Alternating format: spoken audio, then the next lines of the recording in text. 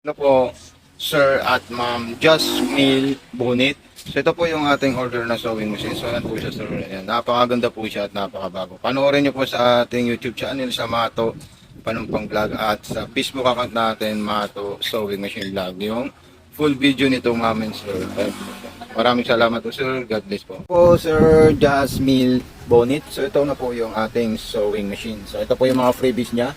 Ituturo ko po sa iyo kung paano po natin siya i-set up ng maayos ang ating sewing machine. So ito po yung wire natin, sir. Then isasaksak po natin dito ito. Ayan. Ayan. Then ito naman po is dito natin isasaksak. At yung wire natin, dito natin isasaksak sa regular outlet. So ayan po yun, sir. Bawal po yan, sir, ma'am, isaksak ng direkta. Kailangan nyo po dumaan dito sa transformer. Yung paglalagay naman po ng sinulid, ito po siya, sir. Hindi ko na po ito tatanggalin. So ang gagawin nyo po, itataas nyo muna po ito, sir.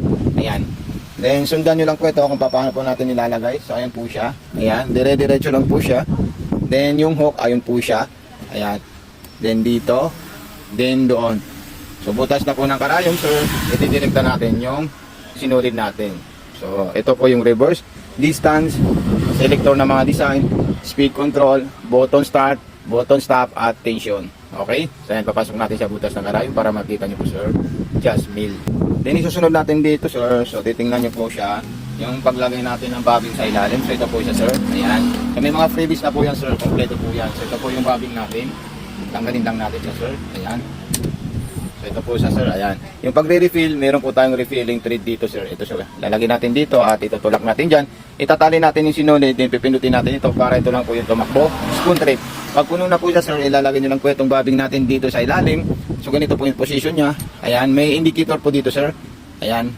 Panoorin nyo lang po. Then ikutin ko ito ng pababa para makain niya po yung sinulid. So ayan po siya, sir. Ayan. At kung may mga katanungan naman po kayo, i-PM nyo lang po ako, sir, para ma-guide ko po kayo. Okay?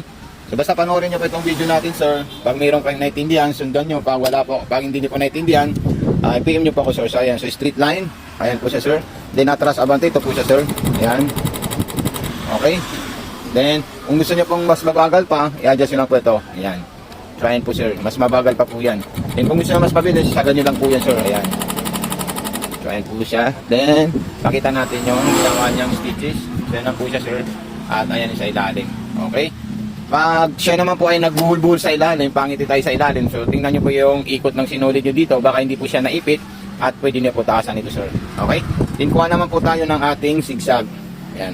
And pwede natin i-adjust ng number 1 niya para mas dikit-dikit or mas masisin po yung zigzag. May papagawa natin dito, sir. Ayan. Okay? Then sunod naman natin is yung mga pang-garterize ng ating sewing machine.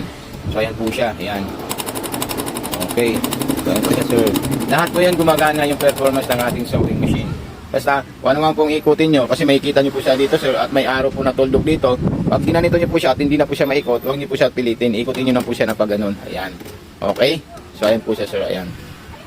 Ayan. So lahat po yan, sir, gumagana po, sir. Ayan. Gawa pa tayo ng button holder para makita nyo po. Lakbo na tayo, sir. Ayan. Okay? Then number 1. Ayan. Number 1 yung paabati po siya. Ayan. Then maglalak naman po tayo ulit. Ayan po. Then atras naman po tayo, sir. So ayan po siya. Basta kung may katanungan po kayo, sir, huwag po kayo mahiya mag-message sa akin, sir. Ayan. So ito po yung button holder na ginawa niya, sir. Okay? May guide na rin po yan. May mga accessories na rin po siya na pwede niyo po siya gamitin pag kailangan niyo po yung mga accessories niya po, sir. Jasmine. Maraming salamat po sa iyo. So okay, sir. So ito na po siya, sir, yung ating sewing machine. Ayan po yung mga freebies niya. Kompleto po yan, sir. Kaya maraming salamat po. At God bless po, sir. Advance Happy New Year po and Merry Christmas po.